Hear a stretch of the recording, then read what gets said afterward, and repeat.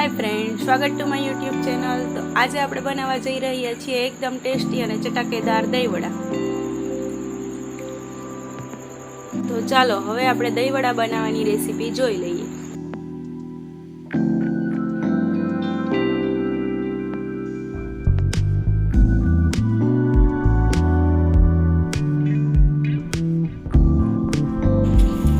આપણે હવે અડદની અને મગની છડી દાળ લઈ લઈશું। મેં અહીંયા એક વાટકી અડદની દાળને બે સાફ પાણીથી ધોઈ અને લઈ લીધી છે। તો તેમાં આપણે 1 ગ્લાસ પાણી એડ કરી દઈશું અને તેને 4 થી 5 કલાક પલળવા માટે મૂકી દઈશું। મેં અહીંયા અડધો કપ મગની દાળ લઈ લીધી છે। તો હવે તેને પણ આપણે ધોઈને લઈ લીધી છે। તો હવે તેને પણ આપણે પાણી નાખી અને પલાળી દઈશું। 5 થી 6 કલાક થઈ ગઈ છે। તો હવે આપણે આપણી દાળને ચેક કરી લેશું કે તે સરસ રીતે પલળી ગઈ છે કે નહીં। હવે આપણે તેમાંથી બધું જ પાણી નિતારી લઈશું। હવે આપણે દાળને જોઈ લેશું કે તે પલળીને એકદમ સરસ પોચી થઈ ગઈ છે।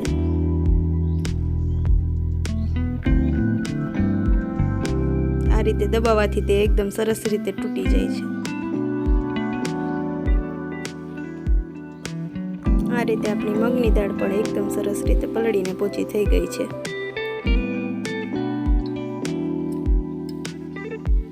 હવે આપણે તેને આપણી દાળ સરસ પલળી ગઈ છે। તો હવે તેને આપણે મિક્સર જારમાં લઈ અને એકદમ ઝીણું બેટર તૈયાર કરી લઈશું।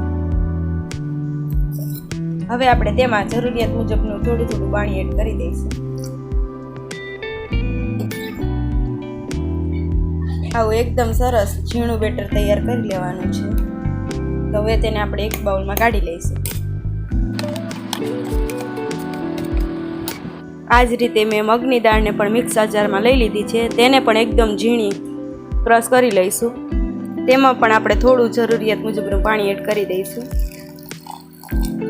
આ મિક્સર પણ આપણું એકદમ સરસ તૈયાર થઈ ગયું છે। તો હવે બંનેને મિક્સ કરી લઈશું।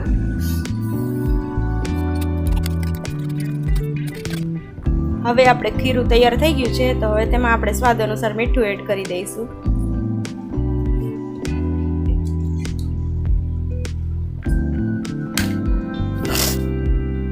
અને તેને એકદમ સરસ રીતે ફેટી લઈશું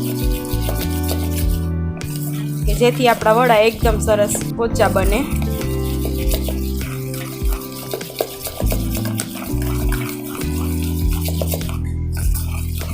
આ રીતે તમે હાથેથી પણ ફેટી શકો છો।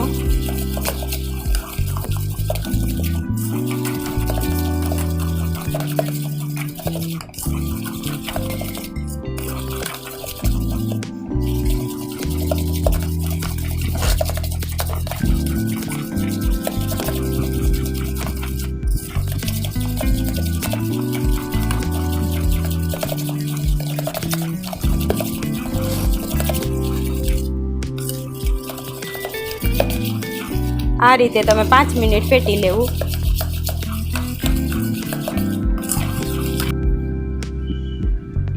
હવે આપણું બેટર એકદમ સરસ તૈયાર થઈ ગયું છે। તો હવે તેને આપણે વડા બનાવી લઈશું। આ જ રીતે આપણે બધા જ વડાને તળી લઈશું।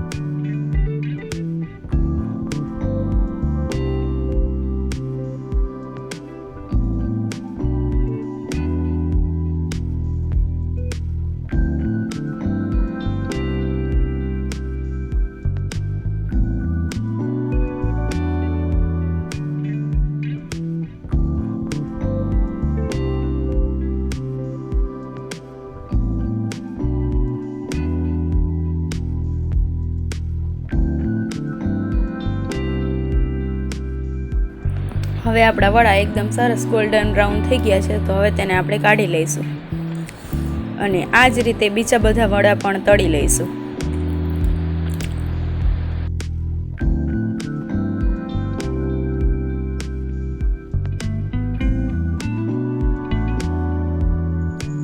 હવે આપણા બધા વડા તળાઈ ગયા છે, તો હવે તેને આપણે એક ટોપડીમાં પાણી લઈ લઈશું અને આપણે તે વડાને તેમાં નાખી દઈશું.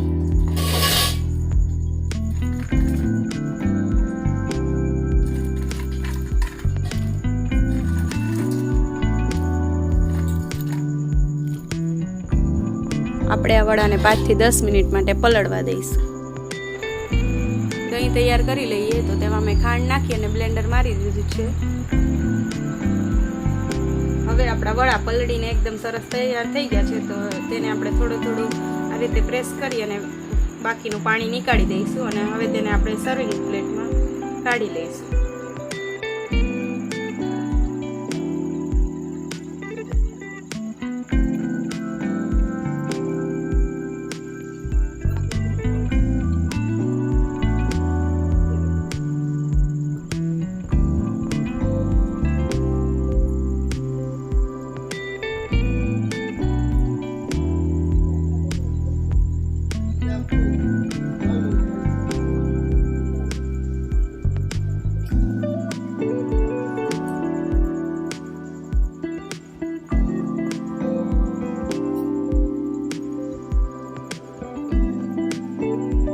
હવે તેમાં આપણે દહીં એડ કરી દઈશું.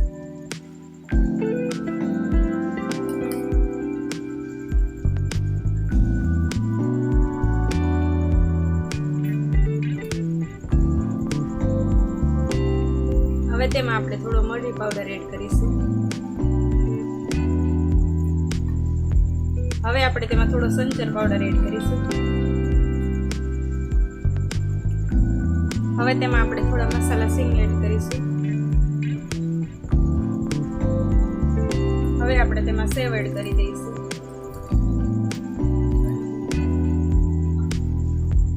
હવે તેમાં આપણે થોડું ધાણા જીરું, થોડો લાલ મરચું પાવડર, થોડો ગરમ મસાલો, હવે તેમાં આપણે થોડી લીલી ચટણી એડ કરી દઈશું.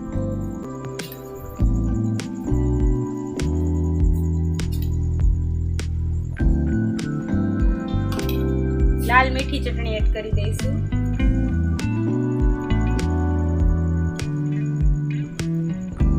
હવે તેમાં ફરીથી આપણે થોડી સિંગ અને સેવ એડ કરી દઈશું. તો તૈયાર છે આપણા દહીં વડા.